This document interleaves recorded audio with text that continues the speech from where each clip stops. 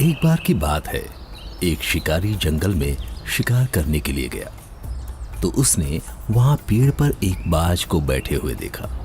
फिर उसने अपना जाल निकाला और बाज के ऊपर डाल दिया और बाज उसमें फंस गया। जब शिकारी बाज को लेकर जाने लगा तब रास्ते में बाज ने शिकारी से कहा, तुम मुझे लेकर क्यों जा रहे हो? तो शिकारी बोला, मैं तुम्हें मारकर खाने के लिए ले जा रहा हूं। तो बाज ने सोचा कि अब तो मेरी मृत्यु निश्चित है।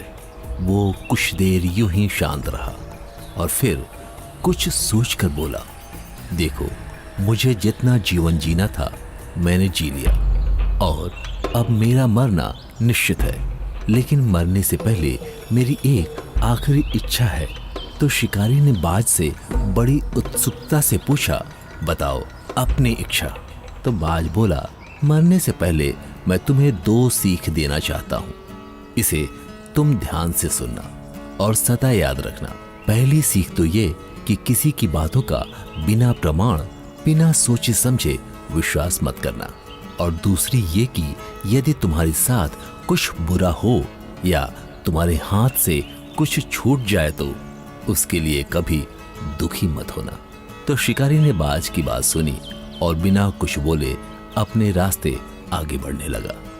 कुछ समय बाद बाज ने फिर शिकारी से कहा, एक बात बताओ, अगर मैं तुम्हें कुछ ऐसा दे दूं जिससे तुम रातों रात अमीर बन जाओ तो क्या मुझे तुम आजाद कर दोगे?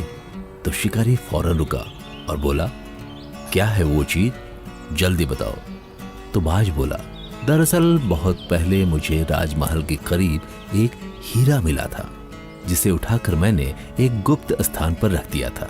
अगर आज मैं मर जाऊंगा तो वो हीरा बेकार चला जाएगा, इसलिए मैंने सोचा कि अगर तुम उसके बदले मुझे छोड़ दो तो मेरी जान भी बच जाएगी और तुम्हारी गरीबी भी हमेशा के लिए मिट जाएगी।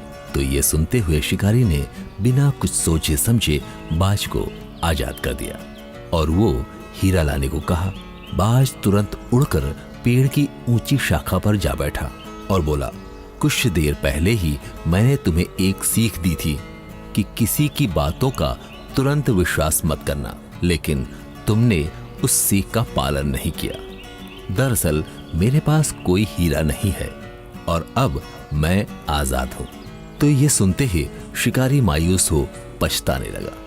तभी बाज फिर बोला, तुम मेरी दूसरी सीख भूल गए कि अगर तुम्हारे साथ कुछ बुरा हो तो उसके लिए तुम्हें कभी पछतावा नहीं करना है।